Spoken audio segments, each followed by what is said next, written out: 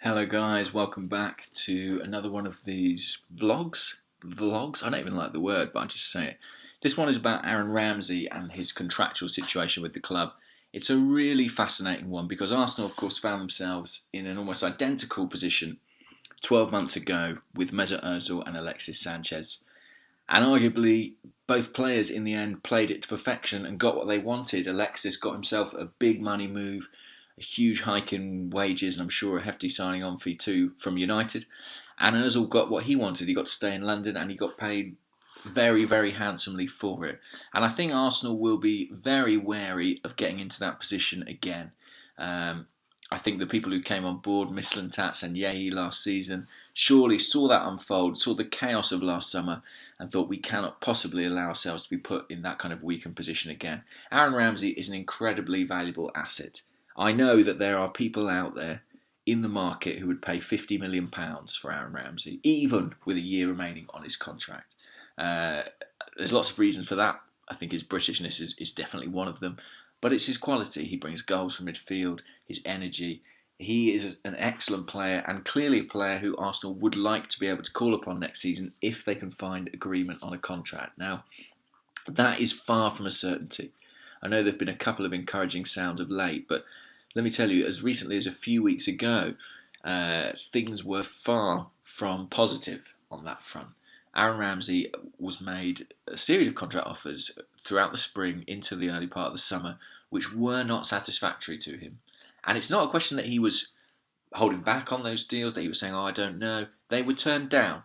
So Aaron Ramsey has been turning down contract offers from Arsenal as he's waited to see what would unfold with the new coach, what would unfold in the transfer market. And that has a knock-on effect for Arsenal's summer plans too. We've heard a lot about Arsenal having restricted spending rather this summer, and my understanding is that that is the case. It's not a vast amount of money that we have at our disposal.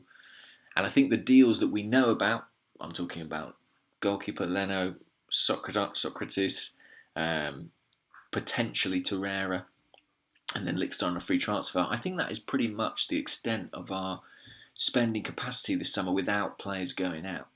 And when you hear these whispers about Ever Banega and other midfield players, I can't help but wonder if those are contingency plans if negotiations with Ramsey do not go as well as hoped. Because I don't think that this club will allow Ramsey to remain at the club beyond the transfer window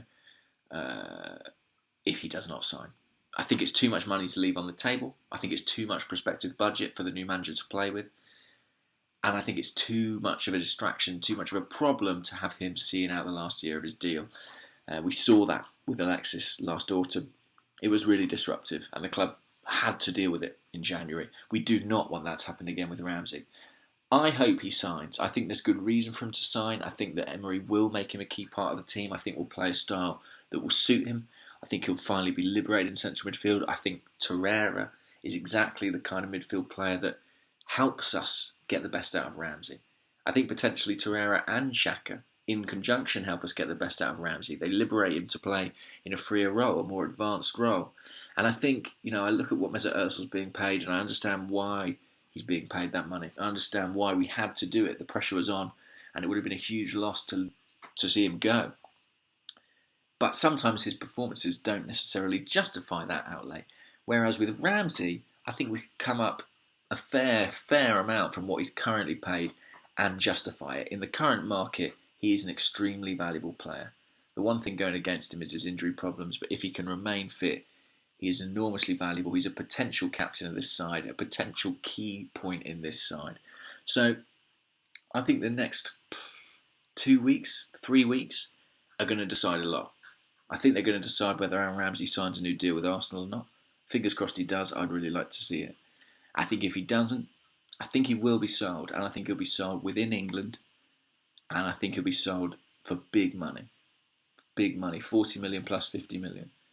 And that's not a stab in the dark.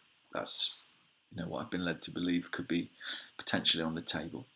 So that would, of course, change our transfer policy dramatically. We would require another midfielder for definite. And we'd have significant funds to play with. Potentially exciting. However, there's been so much change at Arsenal this summer. I do think a bit of continuity would be good. And Ramsey is the epitome of continuity. He's been a decade, and I'd love to see him stay on. He's a hero who scored cup final winning goals, and I'd love to see him do more, to have more moments like that in his Arsenal career ahead. It's going to be a fascinating one to watch, and I guess we just have to wait and hope for positive news. Cheers. Do subscribe.